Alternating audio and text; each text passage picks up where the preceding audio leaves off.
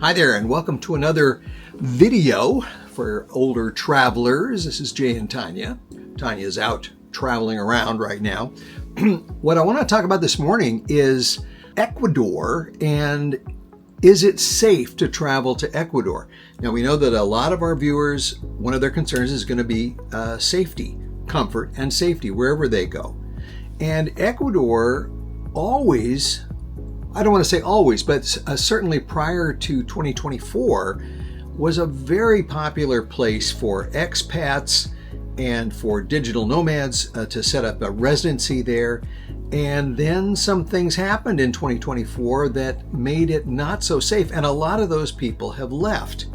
So what I'm going to do today is try and answer that question. Is it safe to travel to Ecuador? Should you go there? And the answer is going to be kind of a qualified yes, but let me go through some of the reasons that we say it is safe, but you need to be vigilant. And here's the deal. Let me give you a little bit of background. Last year in 2024, what happened was on January 8th and 9th, some criminal groups in Ecuador launched coordinated attacks around the country against prison guards, security officials, and public institutions. And you may have seen this on TV, where armed gunmen stormed a television station in Ecuador and took one of the staff members hostage on air. That was in January. And the attacks happened within a day, even less than that, after a major crime figure in Ecuador, Jose Villamar, he's known as Fito, escaped from the regional prison in Guayaquil. So that threw everybody into a tizzy, because here Ecuador hadn't been experiencing this sort of thing. They thought things were pretty much under control. So the president, Daniel Noboa, who is currently still the president, he immediately labeled members of the 22 criminal groups as terrorists, and he began to expand military presence throughout the country and in the prisons. This was something a little bit new for Ecuador. Criminal groups had been expanding their operations throughout Ecuador during the previous 5 years, and they have been competing against each other for territory. And things really started to ramp up, though, in January 24, when Fito escaped from prison. Then in March of last year, on March 24th, some gunmen killed the mayor of San Vicente. She's the youngest mayor in Ecuador, Bridget Garcia, and her communications director, and they were shot dead. San Vicente is in the coastal province of Manabí, which is where Manta is, and where we just were, and where cruise ships come in. They go into Manta, and they'll stay, a day. So, trying to answer this question, should you even go there? Should you stay on the ship? If you're going to Manta or anywhere else in Ecuador, should you even be doing that right now? Well, here's what happened at that time. They killed this mayor and her communications director.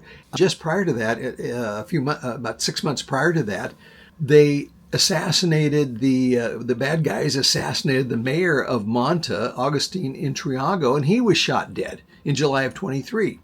And then another politician, Fernando Villavicencio, he was killed in Quito in August of 23.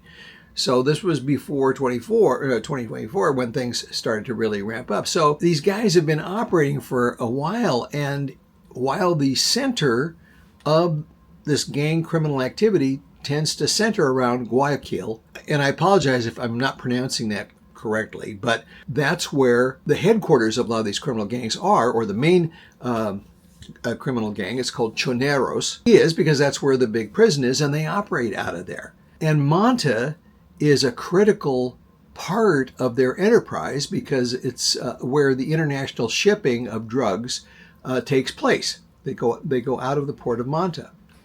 So in September of last year, so just 4 or 5 months ago, the president said he wanted to change the country's constitution to allow the presence of foreign military bases. And what he's talking about is the United States, because previously, 15 years ago, the U.S. did have a presence at a base in Manta, and there were U.S. troops there. And their primary job was to help interdict drugs and illicit activities. Noboa's predecessor had said, no, wait, we don't want foreign troops in our country. There's no place for it. U.S., you need to leave. And so we did. Now President Noboa is saying, okay, maybe this was a big mistake, and the fact that the U.S. left has helped transnational crime take place and flourish in Ecuador. So in order for U.S. troops to come back to Ecuador, they're going to have to, the Constitutional Court in Ecuador has to rule on this, and there has to be a public referendum. So the public has to decide whether they're going to allow that.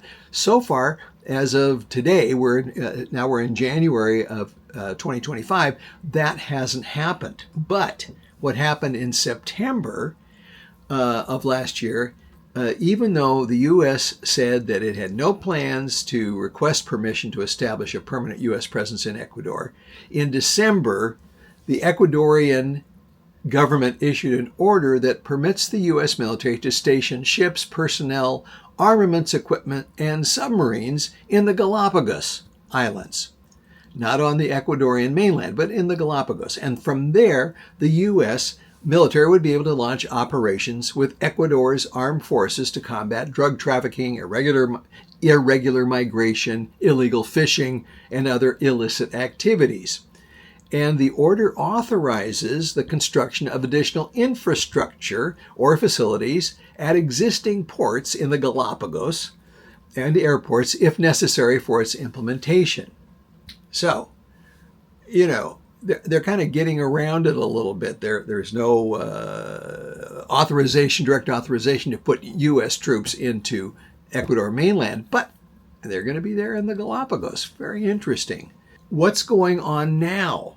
We've given you the background. Okay, as of January of 2025, how are things going? How much progress has the Ecuadorian government made in combating crime? And this affects you as a traveler. Well, since they started this move against the criminal gangs, in the first 6 months of 24, they seized over 3,000 weapons, 30 tons of illicit drugs, and get this, 55,000 explosive devices. Wow. I mean, to me, that's amazing. And they destroyed 9 coca processing structures. They didn't say facilities, they said structures. So anyway, but the main thing is that even though the military had gone into the prisons to try to combat these criminal gangs, now what has happened is that there are some members of the Ecuadorian military that have been corrupted, and they now are on the take, and they are becoming part of this criminal enterprise. Now, I don't know to the extent of that. This is just what has been reported. We'll see how this works out. The real root of all of this trouble in Ecuador has been the Choneros crime group operating out of the prisons. And so what they're trying to do is to now stop some of these military from being from taking the place of these low-level prison officials that were previously in effect facilitating this criminal activity. To answer the question, does the government have this criminal activity under control? Well, no, not really. I mean, they've made progress. Is it under complete control? No, it isn't. And this is going to be it is a big issue in next month's election in February 2025, where Noboa is running again for president. And of course, his rivals are saying, no, well, the citizens still aren't safe, and you've got to do something to fix this. So what should you do as a traveler, given all of this information that I've just given you? Should you wring your hands and be afraid and go, oh my God, this is just terrible, I shouldn't go there? Well, no, that's not true. The Ecuadorian people that we have encountered are They are very nice. And it's a beautiful country. It's a nice place to be.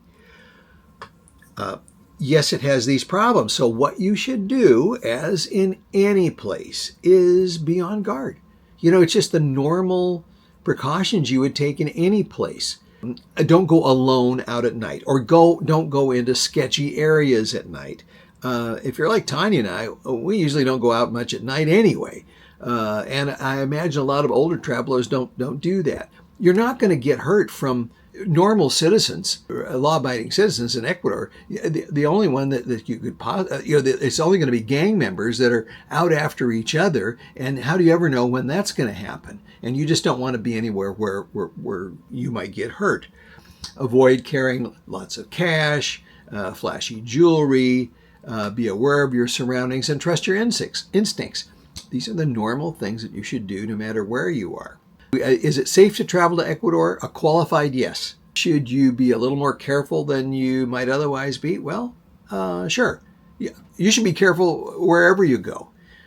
Ecuador currently has these issues. Shouldn't dissuade you from visiting and enjoying this beautiful country, and including Manta, which is very pretty.